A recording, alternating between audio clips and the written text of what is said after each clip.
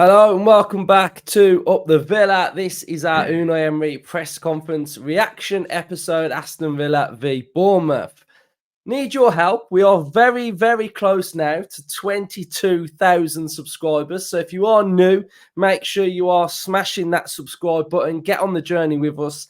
Let's go for some likes as well. Let's have a 800 like target and comment your thoughts on how you're feeling ahead of the game against Bournemouth. Justin, nice jacket, mate. How are you? Hello. Great. Yes.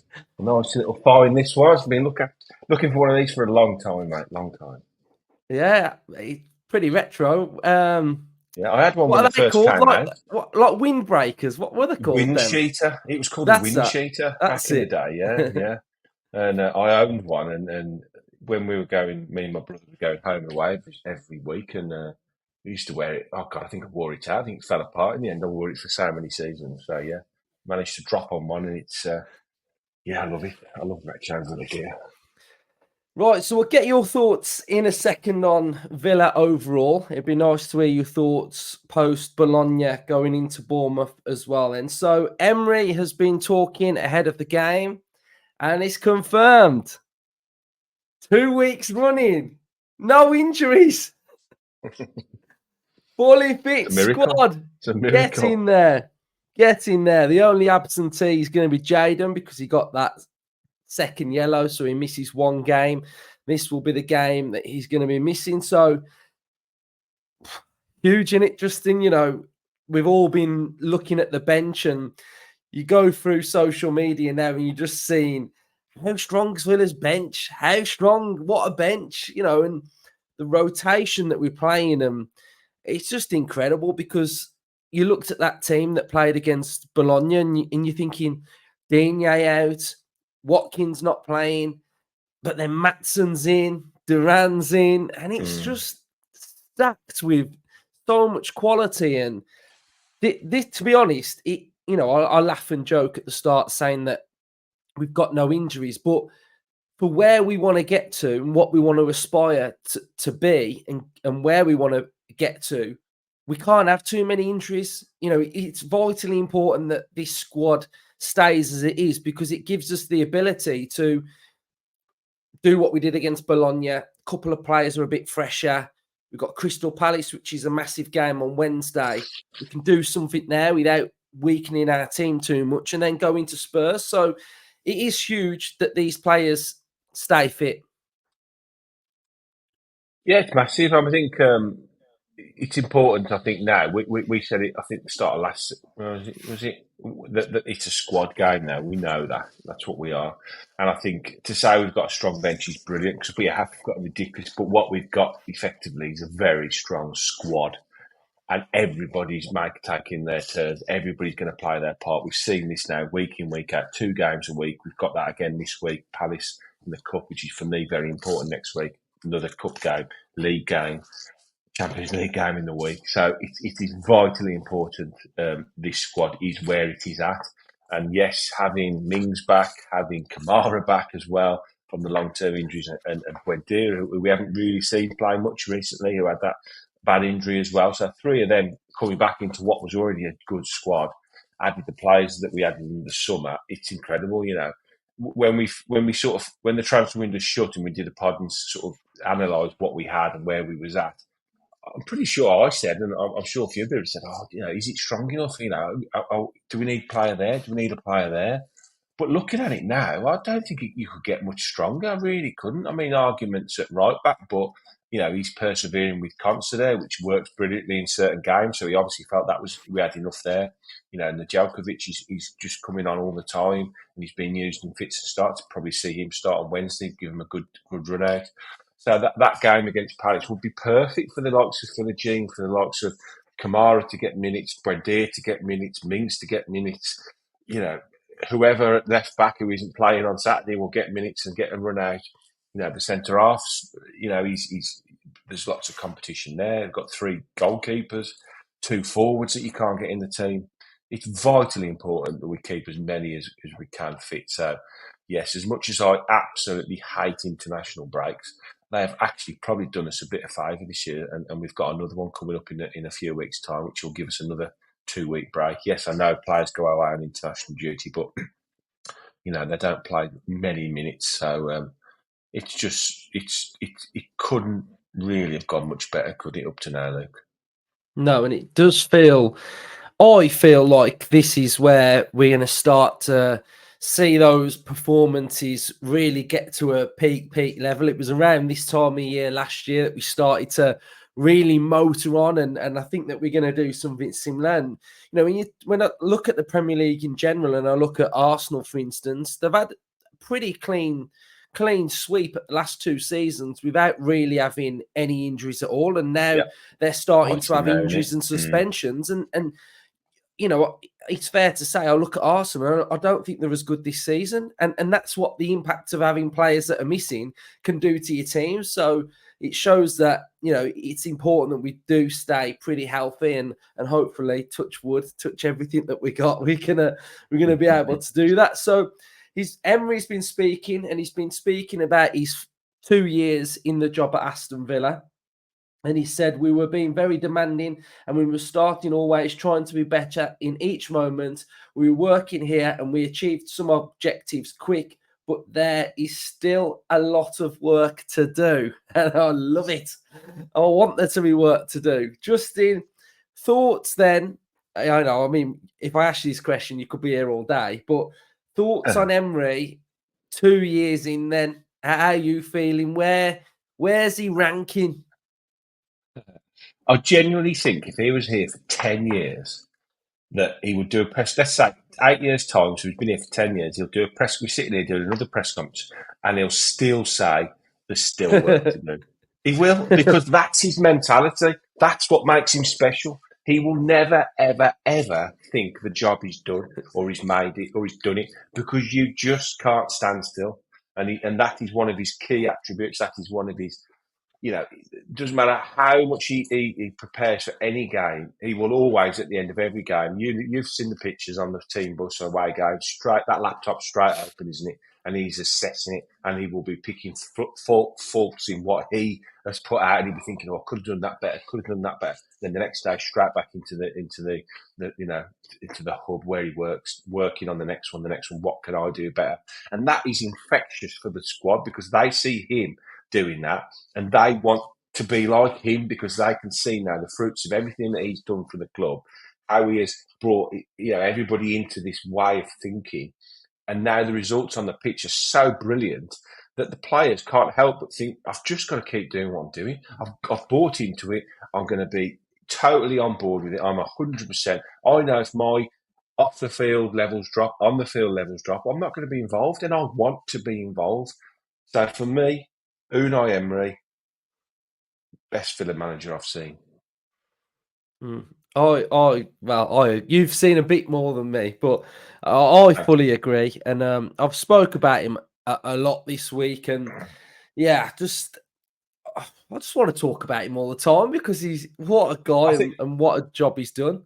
I think it's important also to add a caveat on. I came to Villa after Ron Saunders' era. I started going late 80s, so it was Graham Taylor. It was brilliant. One of the best, still up in the top probably 3 managers for me ever for Villa, in my opinion, in my time.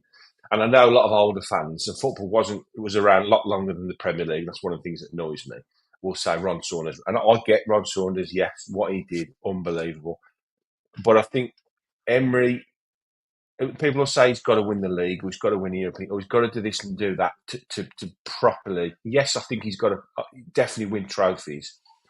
But a bit like I used to say about Messi before he won the World Cup, in my opinion, he was the best player ever, and he didn't have to win the World Cup to be, in my opinion, the best footballer ever. And I think that's where I'm sitting with Emery now. He doesn't necessarily have to win the Premier League or win the Champions League to be the best Aston Villa manager ever. I think he's just got to carry on doing where he's going. And the natural progression of where we're going anyway, those things I think are going to be pretty close to happening anyway.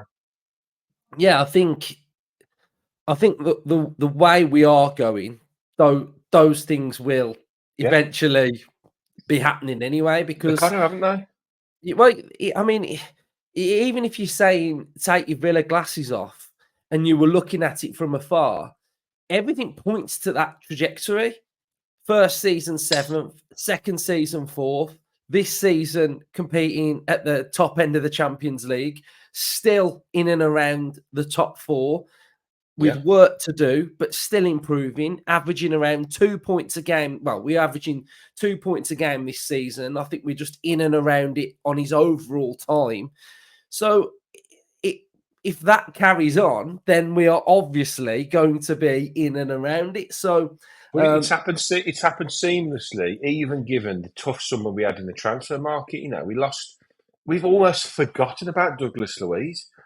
That is how good this season has gone. One of our best players from last season, comfortably one of our best players, disappeared in the summer for £50 million. Now, in the past, you'd have lost a player of that importance to your team. You'd be like, "Oh my god, I haven't missed him at all." So even navigating the difficult financial restraints that we are, and we apparently will have to in the summer again, the coaching is negating all of that because the quality of and like the Damien Vidigalis and the Monchi's roles is to allow us to continue to improve given financial constraints because of how good the coaching is and the mentality of the squad and the atmosphere in the squad, the sort of ecosystem, if you like, of Aston Villa currently is so good that the players that they are scouting to come in would just fit in because it's almost quite easy to fit in and to buy into it all. So it's incredible.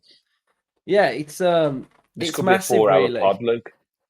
No, I know. But Villa fans enjoy it, because this isn't scripted, so we just having a chat between each other. But I think the big thing about Emery and the beauty of him is the fact that he's coaching. I mean, you've just touched on Douglas Luiz going, right? And if you'd have asked me at the start of the season, is Yuri Tielemans good?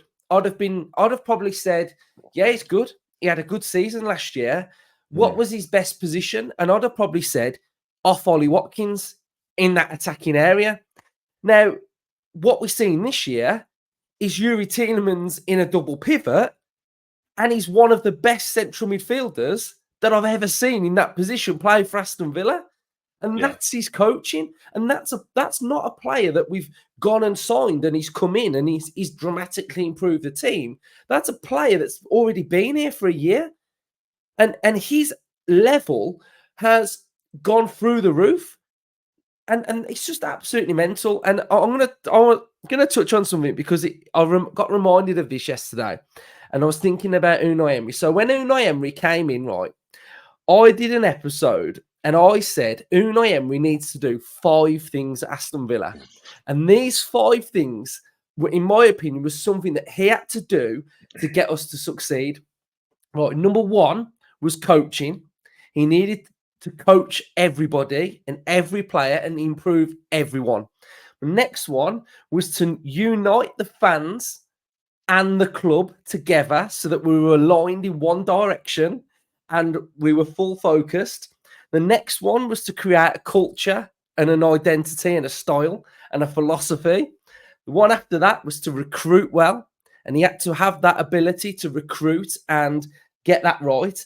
And the final one was to create a mentality at Aston Villa like we'd not seen before. And those were 5 things that I identified before he came in. And that was me probably looking at teams like Liverpool with Klopp, because this was 2 years ago when I did it. And what it would take for this club to get where we are right now. And I think all those 5 things he has been able to come in and do it more. And that just shows what he's done for this club. He's done absolutely everything. So 2 years of Unai Emery has been an absolute dream, and Oh, long may it continue.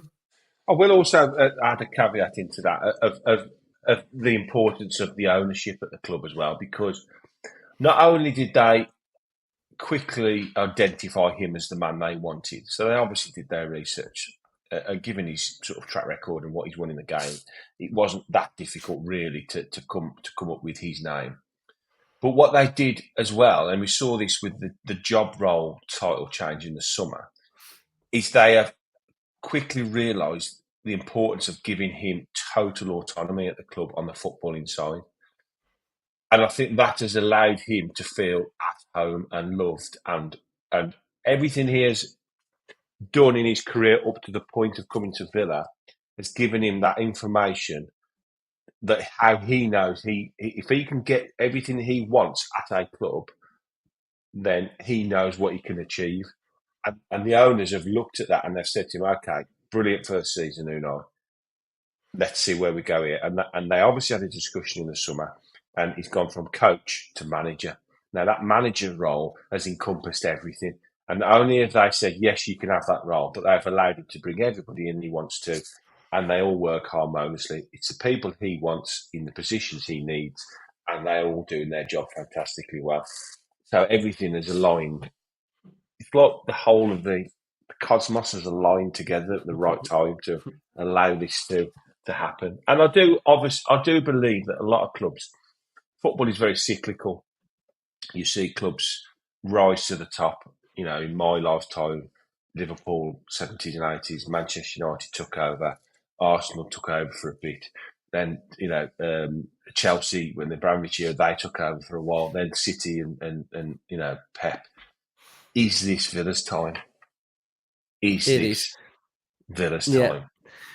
One final point on this is that I think the players deserve massive credit as well. I think it's easy to focus on Emery, but I think the players need massive credit because they've been able to listen to Emery and learn off Emery and deliver what Emery wants them to do. So fair play to all of the players, because we get a couple of Villa fans that go, I rewatched your episode after Fulham away, and I'm like, oh my God, you're so brave.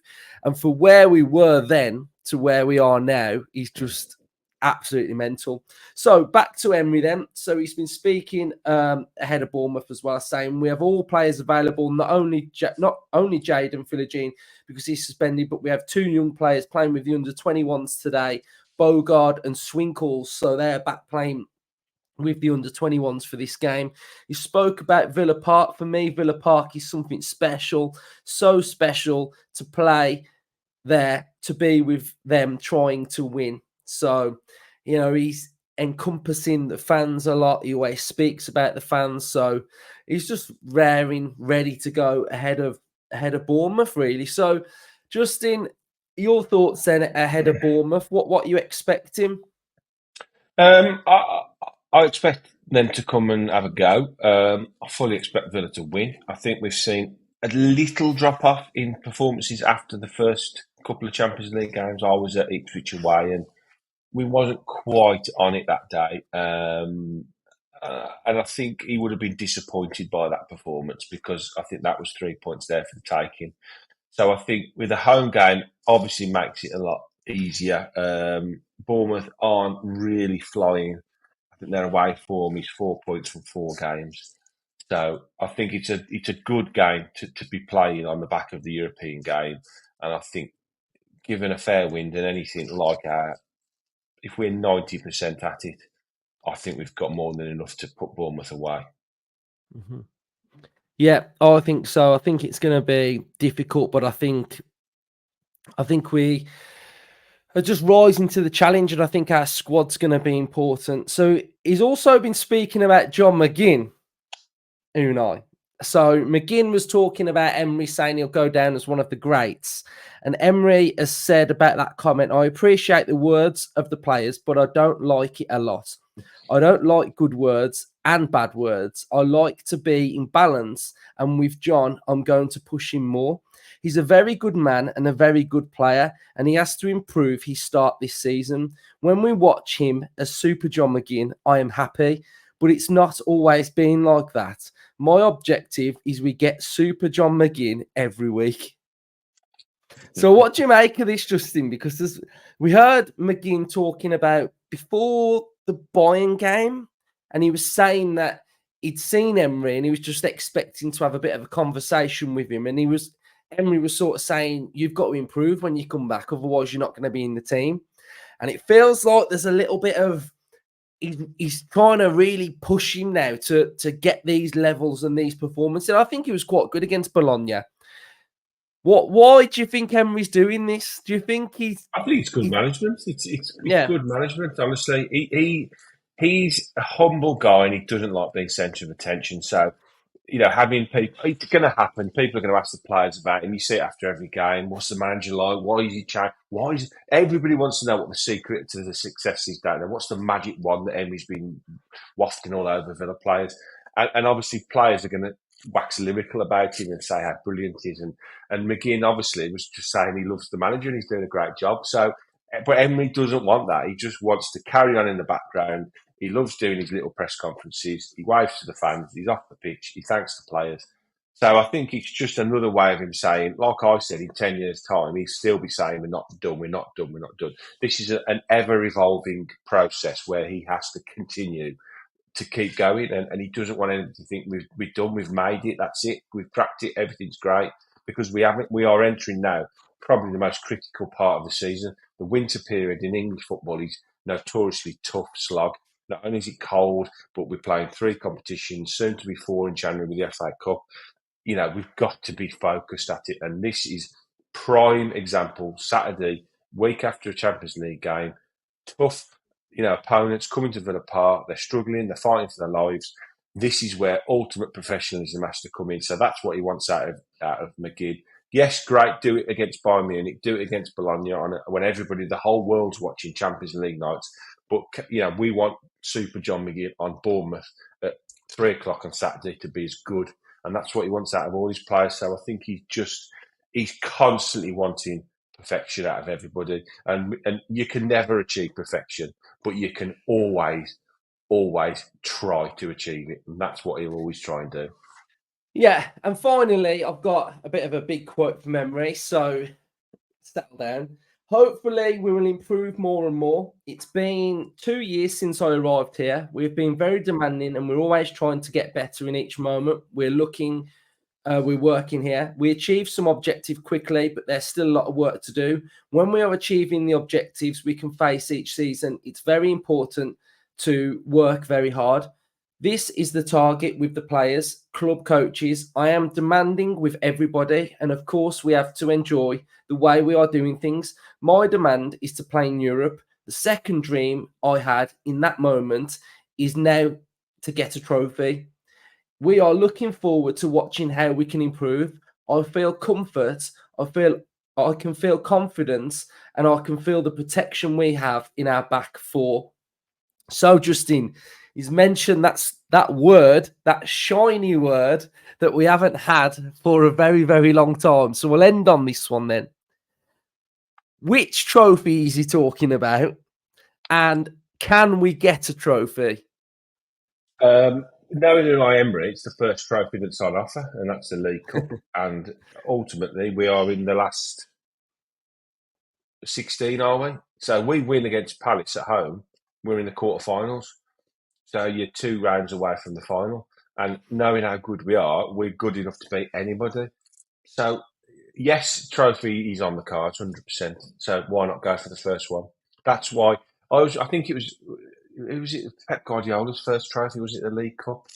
A lot of managers' first trophies to start their reigns off is the League Cup. Yes, it's seen as the lesser of the trophies, but when you're walking up them steps and there's 40,000 Villa fans on the left-hand side and you've won that cup, who cares? It's the League Cup. It's a fantastic trophy, and it is a way to start this process, your mind process of this is normal now. We need to normalise winning trophies. That's what Man City did. That's what Man United did. They normalised. And you saw this apathy with City. We see it when we go to cup finals, which hasn't been that often, and we go up against the City, or it frustrates the head out of me that some of them leave before the trophy's lifted because they've won that many trophies. It's become, we'll just won another one.